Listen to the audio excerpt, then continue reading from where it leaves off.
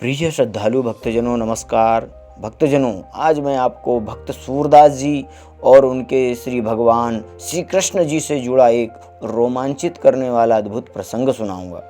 भक्तजनों, इस प्रसंग में आप जानेंगे कि जिस भक्त सूरदास को दोनों आँखों से दिखाई न देने के बाद भी वे कैसे अपने श्री भगवान के चरित्र का सजीव वर्णन किया करते थे, गुणगान किया करते थे।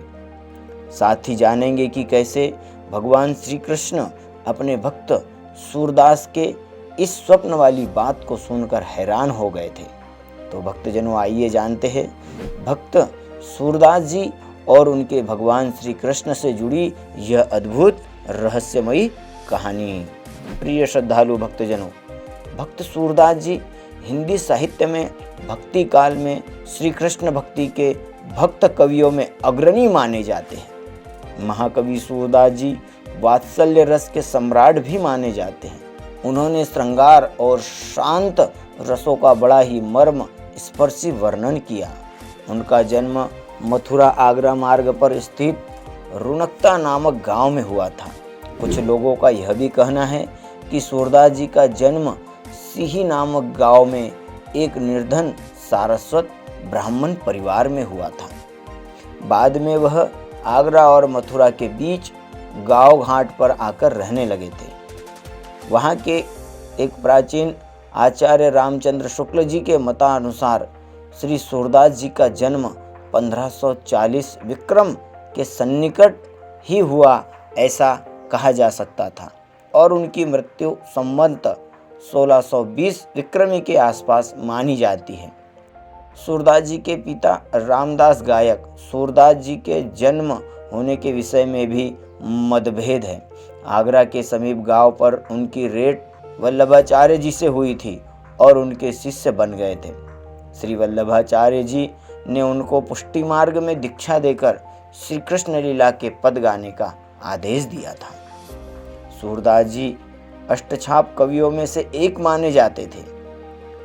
सूरदास जी की मृत्यु गोवर्धन के पास पारसोली ग्राम में 1563 ईस्वी में हुई थी, इसका भी कहीं कहीं उल्लेख मिलता है। तो प्रिय श्रद्धालु भक्तजनों, एक बार की बात है जब भक्त सूरदास जी अपने कान्हा के अद्भुत दिव्य चरित्र का गुणगान अनन्य भक्तों के बीच में करते हुए अचानक खड़े होकर कहने लगे, हे कृष्ण के प्यारे भक्तजनों, एक रात मैंने एक दिव्य स्वप्न देखा था। उस स्वप्न में देखा कि जब रुक्मणी जी और राधा रानी भगवान श्री कृष्ण से मिली होंगी तो दोनों ही एक दूजे पर न्यौछावर हुई जा रही थी।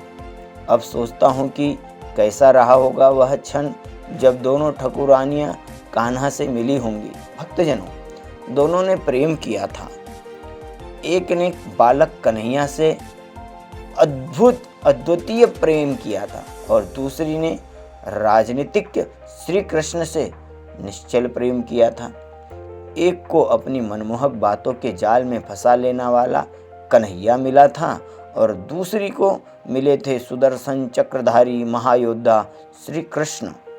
हे भक्तजनों, सूरदास जी आगे कहते हैं, श्री कृष्ण राधिका के बाल सखा थे, पर राधिका का दुर्भाग्य था कि उन्होंने श्री कृष्ण को तात्कालिक विश्व की महाशक्ति बनते हुए नहीं देखा।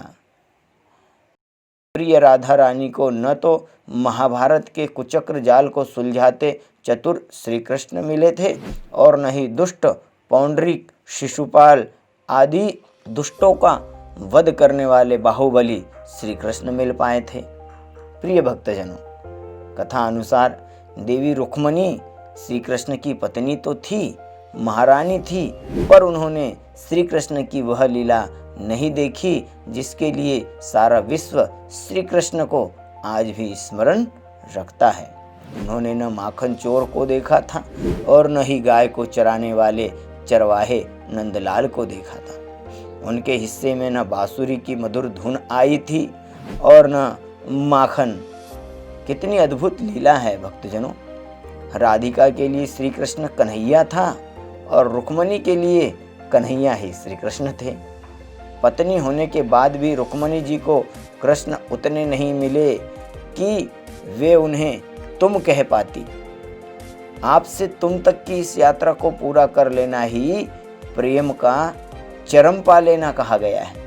रुक्मणी जी कभी यह यात्रा पूरी नहीं कर पा सकी। भक्तजनों, राधिका की यात्रा प्रारंभ ही तुमसे हुई थी। उन्होंने प्रारंभ ही चरम से किया था, शायद तभी उन्हें कृष्ण नहीं मिले। कितना अजीब है जीव। श्री कृष्ण जिसे नहीं मिले युगों युगों तक आज तक उसी के है, और जिसे मिले उसे मिले ही नहीं।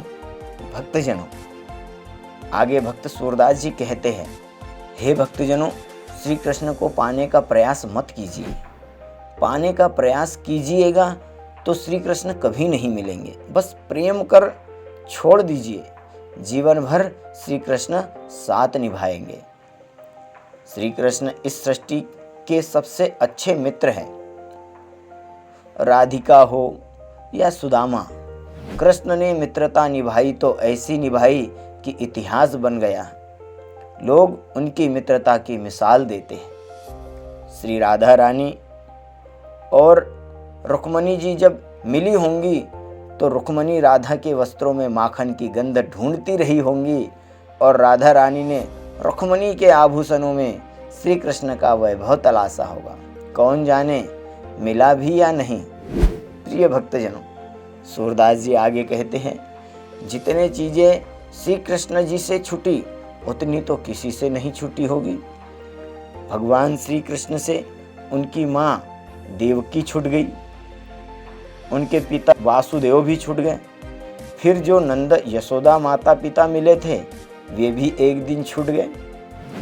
गोकुल में जितने संगी साथी श्री कृष्ण को मिले थे बचपन के, वे सारे छूट गए। इतना ही नहीं भक्तजनों, श्री कृष्ण जिन्हें सबसे अधिक प्रेम करते थे, जो उनके रोम रोम में समाई हुई थी, भगवान श्री कृष्ण कहते थे कि मैं राधा के बिना अधूरा हूँ।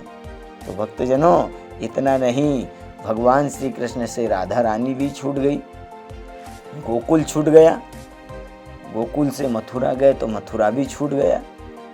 श्री कृष्ण से जीवन भर कुछ न कुछ छूटता ही रहा। भगवान श्री कृष्ण जीवन भर त्याग करते रहे, और हम सबको श्री कृष्ण को गुरु बना लेना चाहिए। जो कृष्ण को समझ लेगा वह कभी अवसाद में नहीं ले आएगा। श्री कृष्ण आनंद के देवता है। जीवन में सब कुछ छूटने पर भी कैसे खुश रहा जा सकता है। भक्तजनों, यह भगवान श्री कृष्ण से अच्छा कोई नहीं सिखा सकता, और छूटने के बाद उसका पश्चाताप भी नहीं किया जाना चाहिए। ऐसा भगवान श्री कृष्ण ने हम सबको संदेश दिया है अपने जीवन से। हे भक्तजनों, मेरा कन्हैया महागुरु था और युगों युगों में रहेगा। प्रिय भक्तजनों, अपने बिना आँखों वाले भक्त सूरदास से ऐसा रहस्यमयी चरित्र का गुणगान सुनकर भगवान हैरान हो गए थे। भगवान श्री योगेश्वर और उन्हें जन्म जन्म तक अपनी कृपा का अधिकारी बनने का वरदान भी दे दिया था। तो प्रिय श्रद्धालु भक्तजनों, भगवान श्री कृष्ण से जुड़ी यह अद्भुत जानकारी आपको कैसी लगी, हमें वीडियो के कमेंट में ज़रूर बताएं। अगर आप हमारे चैनल पर नए हैं और ऐसी दुर्लभ जानकारी वाली वीडियो देखना पसंद करते हैं तो हमारे वीडियो चैनल को ज़रूर सब्सक्राइब करें, ज़्यादा से ज़्यादा शेयर कर श्री कृष्ण जी की विशेष कृपा के और प्रेम के अधिकारी बने। साथ ही पास में बेल आइकन को भी जरूर दबाएं। धन्यवाद, धन्यवाद, धन्यवाद।